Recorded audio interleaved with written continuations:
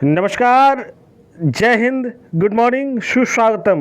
दोस्तों एक बार फिर से मैं लाइव हूँ आपके लिए बहुत ही महत्वपूर्ण प्रश्नों के सेट के साथ। स्टैटिक जीके मिक्स का आज का हमारा सेशन है, आर्मी स्पेशल ये बैच है। तो आपसे निवेदन करूंगा, अगर चैनल पे पहली बार है तो चैनल को सब्सक्राइब कीजिएगा, बेल आइकन को प्रेस कीजिएगा।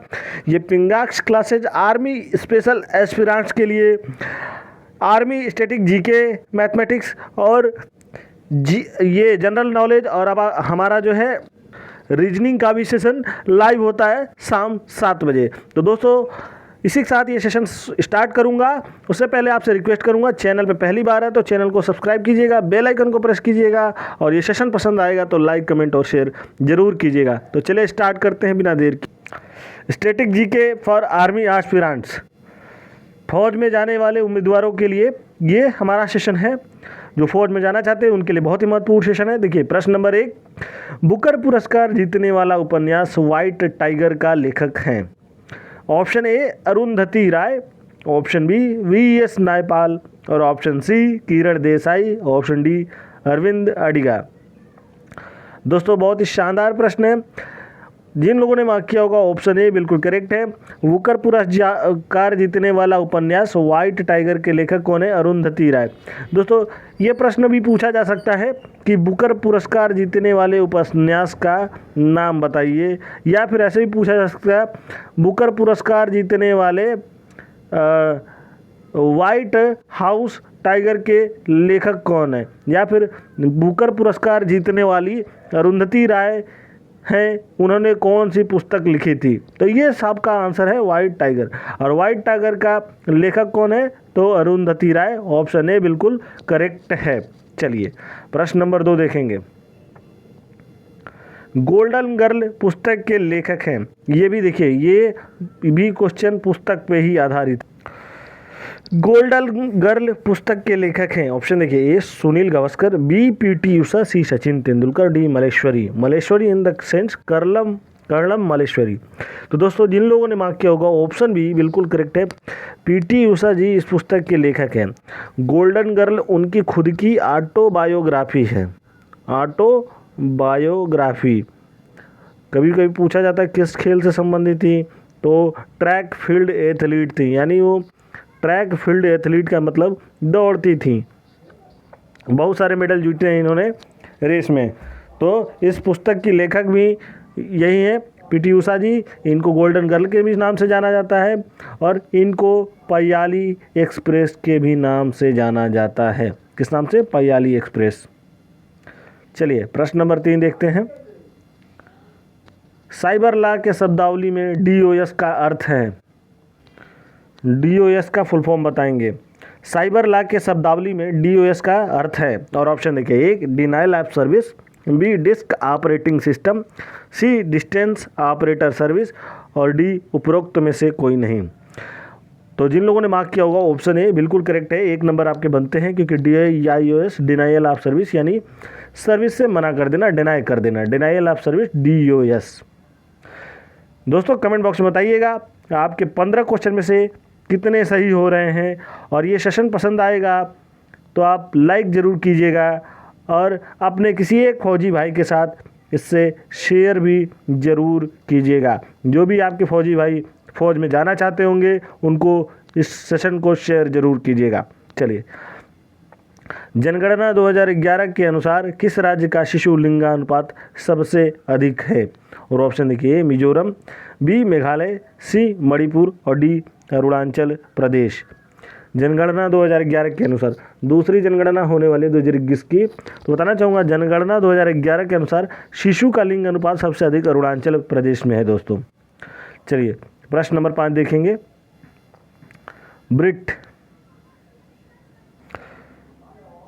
ब्रिट निम्नलिखित में से किस एक के साथ कार्यरत है? ब्रिट जो है निम्नलिखित में से किस एक के साथ कार्यरत है? और ऑप्शन देखिए, ए रेल वैगन, बी सूचना प्रौद्योगिकी, सी समस्थानिक प्रौद्योगिकी और डी सड़क परिवहन। तो जिन लोगों ने मार्क किया होगा ऑप्शन सी बिल्कुल करेक्ट है। ब्रिट जो है board of radiation and isotope technology जो है समस्थानिक प्रौद्योगिकी के साथ मिलके कार्यरत है। चलिए प्रश्न नंबर 6 देखेंगे। भारत और पाकिस्तान परमाणु प्रतिष्ठानों पर हमला रोकने संबंधी 10 वर्ष पुराने समझौते के तहत एक दूसरे के परमाणु प्रतिष्ठानों की सूची का आदान प्रदान प्रत्येक वर्ष किस तिथि को करते हैं। देखिए ये बड़ा ही शानदार प्रश्न है।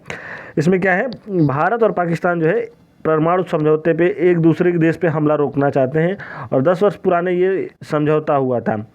तो जब ये हर वर्ष ये अपने परमाणु प्रतिष्ठानों के जो भी प्रतिष्ठान है, जगह है, उनका सूचना एक दूसरे देश को आदान प्रदान करते हैं कि यहाँ पे हमारा है। तो वो कौन सा डेट होता है जब ये किया जाता है।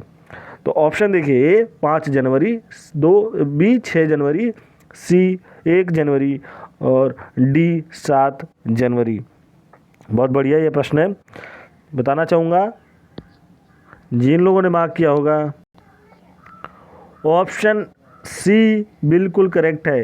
ये काम 1 जनवरी को ही होता है दोस्तों। बहुत ही शानदार ये प्रश्न है, नए साल की शुरुआत में ये होता है। चलिए प्रश्न नंबर 7 देखते हैं।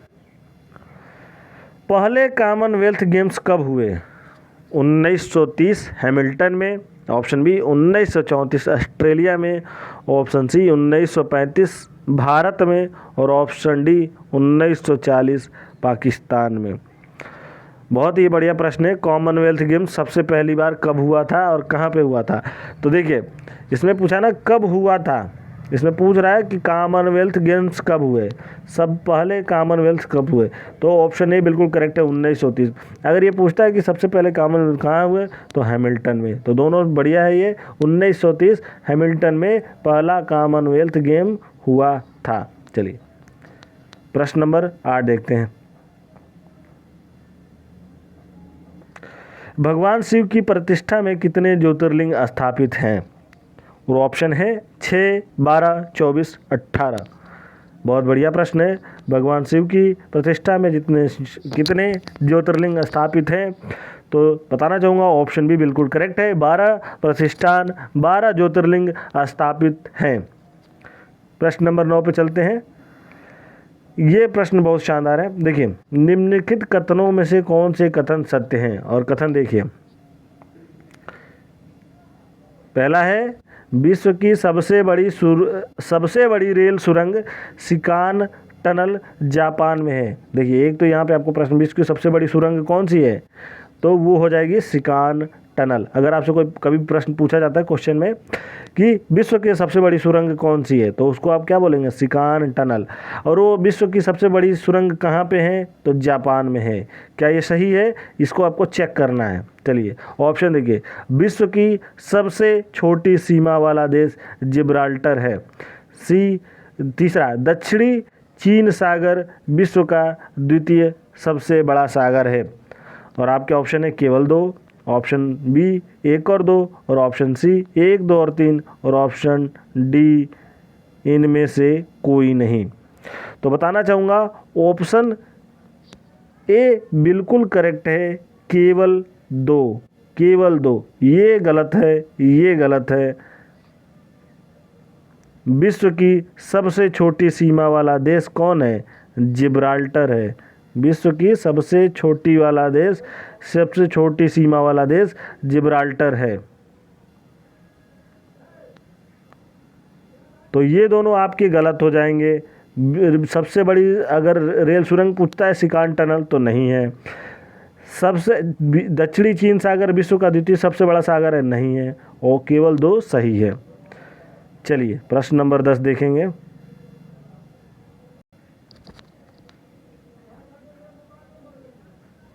नवे क्वेश्चन पे थोड़ा सा और बात करना चाहूँगा। देखिए ये जो रेल सुरंग है ना, सिकान टनल, ये जापान में तो है, ये तो करेक्ट है।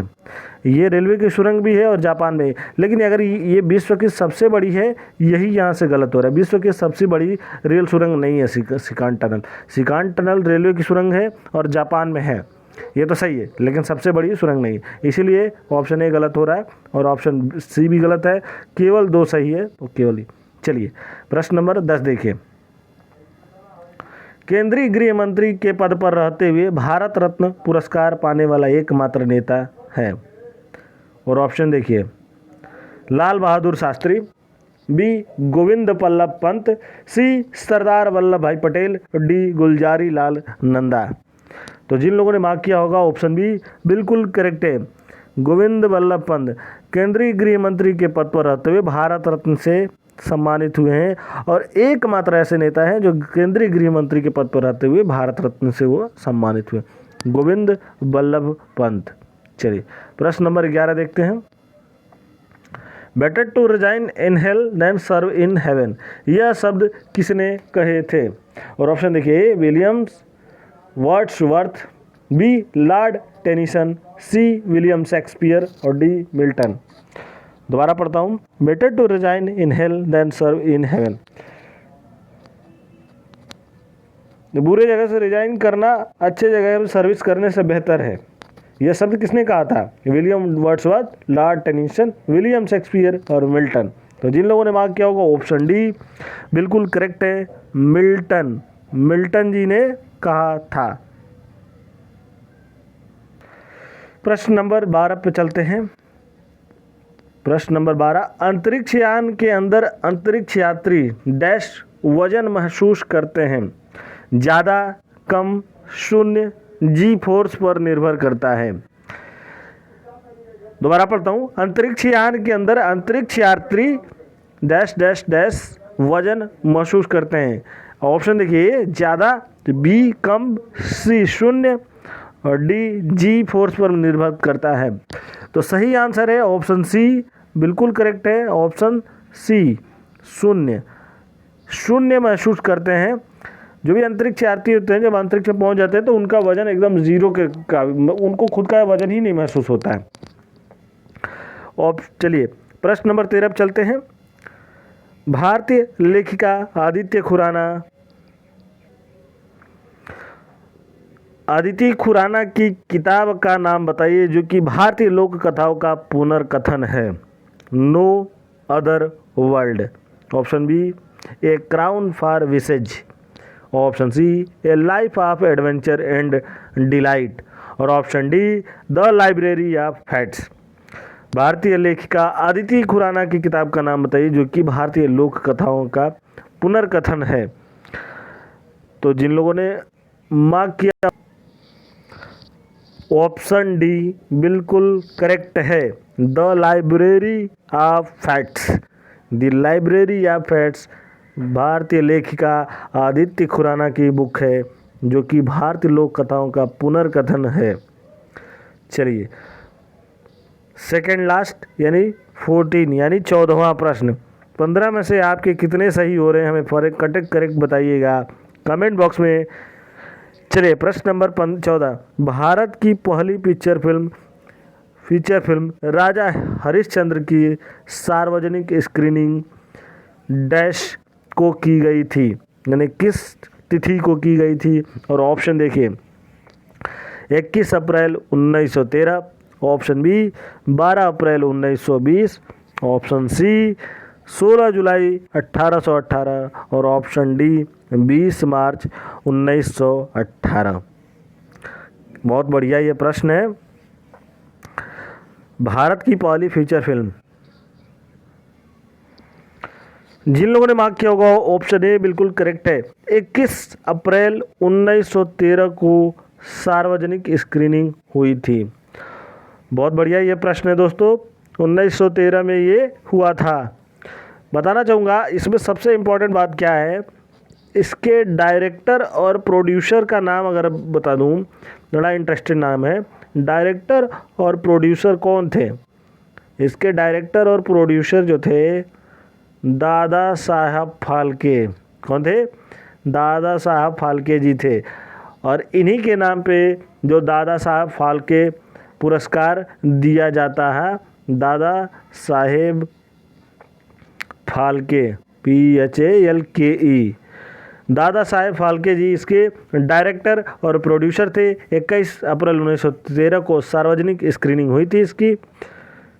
तो ये पहली फिल्म थी भारत की और सबसे खास बात ये साइलेंट फिल्म थी, यानी किसी भी भाषा में जो है इस फिल्म को नहीं, ये साइलेंट थी, मूक फिल्म थी, मूक। चलिए प्रश्न नंबर 15 पे चलते हैं और आज के दिन का आखिरी प्रश्न। ब्रिक्स में अक्षर बी किस देश को प्रदर्शित करता है? ब्रिक्स जो है 5 देशों के समूह के पहले कैरेक्टर का एक्रोनिम है, जैसे कि BRICS, B stand for Brazil, Brazil. तो आपका आंसर तो मिल गया, कौन? बी से क्या निकल के आया? ब्राज़ील। ऑप्शन सी बिल्कुल करेक्ट है। आर से क्या हो जाएगा? रसिया, देख लीजिए, आर से रसिया, आई से इंडिया, सी से चाइना और एस से साउथ अफ्रीका।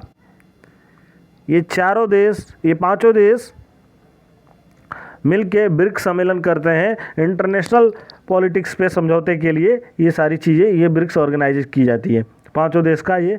और सबसे खास बात, रिसेंटली ये कब ऑर्गेनाइज हुआ था? तो रिसेंटली ये 9 सितंबर यानी कल के दिन ऑर्गेनाइज हुआ भारत के द्वारा, वर्चुअली ऑर्गेनाइज हुआ 9 सितंबर 2021 को। तो बहुत ही शानदार ये प्रश्न है, बहुत इंपॉर्टेंट प्रश्न है। इसको आप वीडियो को पॉज करके सही समय ले करके उत्तर दे सकते हैं। इसी के साथ ये सेशन भी समाप्त होता है। मैं मिलूंगा आपसे नए वीडियो में कल के दिन। तब तक के लिए धन्यवाद, शुभ दिन। हमारे Pingax classes for live, Pingax classes for army aspirant के टेलीग्राम चैनल से जुड़िएगा इस क्वेश्चन सेट के PDF को पाने के लिए। और ये हमारा YouTube चैनल बिल्कुल सब्सक्राइब कीजिए। डेली शाम 7 बजे आपको लाइव क्लासेस मिलेंगे आपकी आर्मी के उम्मीदवारों के लिए, आर्मी के क्लासेस के लिए, आर्मी की तैयारियों के लिए, आर्मी के बच्चे जो तैयारी करते हैं उनके लिए। तो इसी के साथ इस सेशन समाप्त होता है। जय हिंद, जय भारत।